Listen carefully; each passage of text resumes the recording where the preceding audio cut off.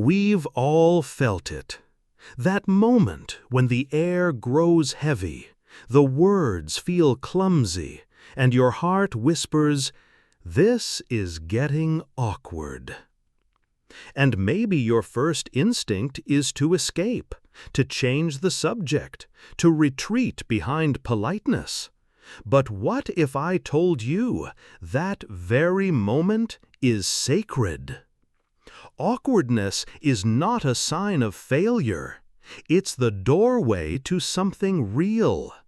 It means we've stepped out of surface talk and touched something vulnerable, something unscripted, something human.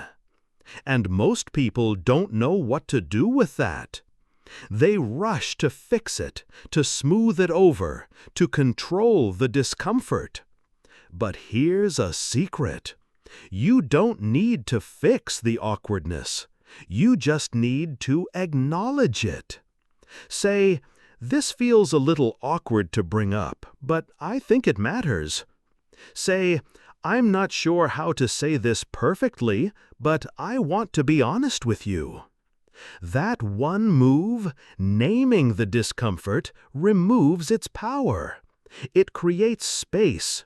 It tells the other person, "We don't have to pretend here. We can be real, even if it's messy."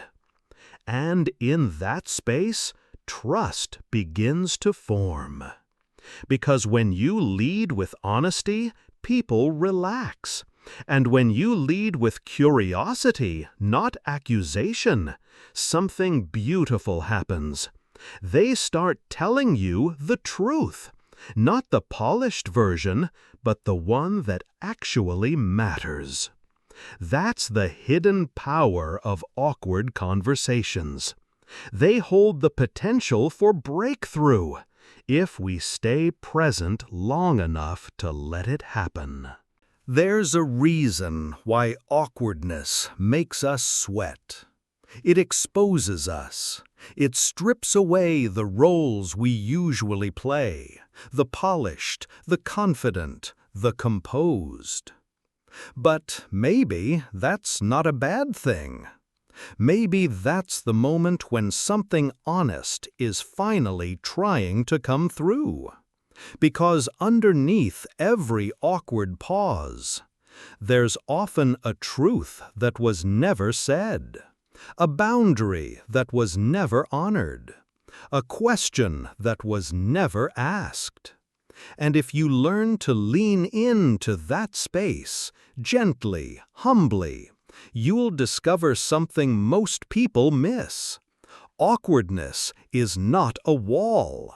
It's an invitation. But to walk through it, you need two things: honesty and curiosity. Honesty says, "Here's what I'm really feeling. I may not have the perfect words, but I want to be real." Curiosity says, "And I wonder what you might be feeling too." That's the key. Don't just express your truth, open a door for theirs. Instead of, "I didn't like how that went," try, "That moment felt off to me. How did it feel for you?" Instead of, "We need to talk," say, "Can we explore something that's been on my heart?" This is not manipulation. It's maturity. You're not softening the message. You're softening the egoic tension around it, yours and theirs. And when ego melts, honesty flows. And when honesty flows, connection deepens. I've watched hardened coworkers become collaborators. Estranged siblings start speaking again. Couples reconnect after weeks of walking on eggshells. All because someone chose to stay in the discomfort long enough to let love rise higher than fear. That is the invisible art of relational strength. And it begins with the courage to say, "This may feel awkward, but it matters." I've come to believe that the most meaningful conversations in life are never smooth. They're uncertain. They're raw. They come with pauses, stumbles, and a heart beating faster than usual. And that's exactly what makes them holy.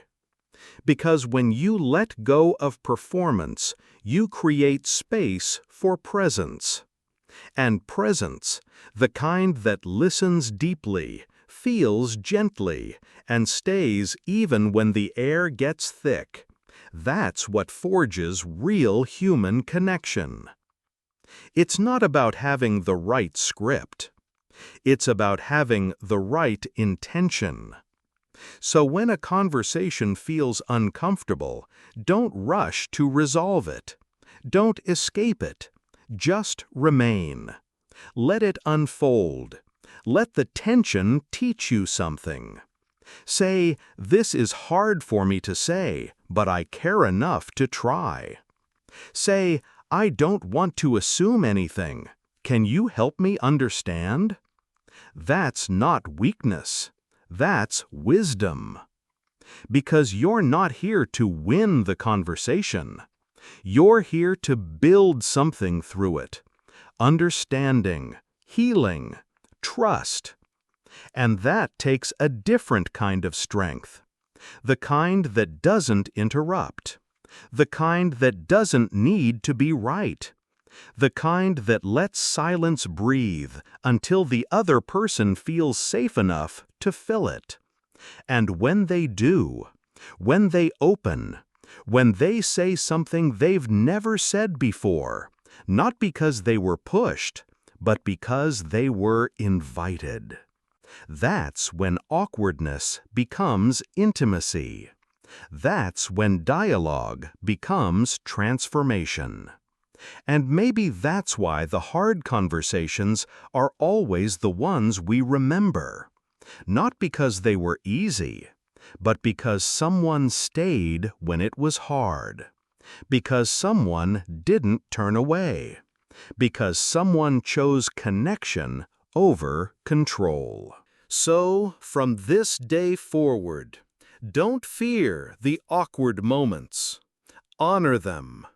They are not signs of failure. They are signs that something deeper is trying to emerge. Something that can't be accessed through small talk or surface comfort.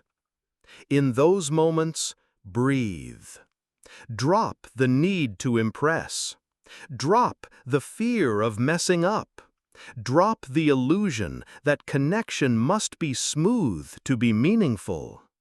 And speak anyway. Speak honestly, but gently. Speak vulnerably, but with dignity. Speak not to control the outcome, but to open a door. Say, "This feels a little messy, but I don't want to leave it unsaid." Or, "Can we be real for a moment, even if it's not polished?" Watch what happens. People soften. Walls lower. The awkward becomes sacred. Not because it's perfect, but because it's honest. That's what makes it powerful. Not the eloquence, not the logic, but the presence you bring. Because in a world full of performance, awkwardness is a sign of authenticity. And authenticity, held with care, is what heals. So be the one who doesn't rush out of the hard moment. Be the one who doesn't need to be smooth to be sincere. Be the one who stays just long enough for trust to bloom. Because when someone feels safe in your awkwardness, they'll trust you with their truth.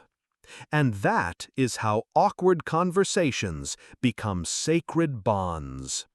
Not through perfection, but through presence, curiosity, and the simple courage to stay real.